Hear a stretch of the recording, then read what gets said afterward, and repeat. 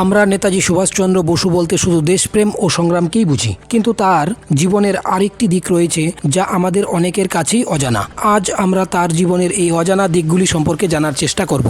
1897 সালের 23শে জানুয়ারি উড়িষ্যার কটকে তার জন্ম হয়। পিতা জানকীনাথ বসু ছিলেন পেশায় উকিল, তাই ছোটবেলা থেকেই পিতার সান্নিধ্য থেকে তিনি বঞ্চিত হন। তাছাড়াও তাদের পরিবারে অনেক সন্তান থাকায় তিনি ছোটবেলায় একাকিত্বে ভোগেন। 1916 সালে প্রেসিডেন্সি কলেজের এক ব্রিটিশ অধ্যাপক ভারতীয় ছাত্রছাত্রীদের নিচু দেখিয়ে জাতিসূচক অবমাননাকর মন্তব্য করেন, আর এই মন্তব্যের বিরোধিতা করেন সুভাষচন্দ্র বসু। ফলে তাকে প্রেসিডেন্সি কলেজ থেকে বহিষ্কার করা হয়। এই ঘটনা তার শিক্ষা জীবনে বড় আঘাত করে এবং ব্রিটিশ শাসনের বিরুদ্ধে তার সংগ্রামের সূচনা করে। অপরদিকে ব্রিটিশরা তাকে বারবার কারাবন্দী করে, আর এর ফলে শারীরিক ও মানসিক স্বাস্থ্য মারাত্মকভাবে প্রভাব পড়ে। কারাগারে থাকার সময় তিনি বারবার বিভিন্ন রোগে আক্রান্ত হন। শেষ পর্যন্ত ইংরেজরা বাধ্য হয়ে তাকে নিজ বাড়িতে গৃহবন্দী করে রাখে। 1920 সালে তিনি ইন্ডিয়ান সিভিল সার্ভিস পরীক্ষায় উত্তীর্ণ হন, কিন্তু ব্রিটিশরা ভারতীয়দের উপর যেভাবে অত্যাচার চালাচ্ছিল তাতে তার হৃদয় ভারাক্রান্ত হয় এবং তিনি তার পদ থেকে পদত্যাগ করেন।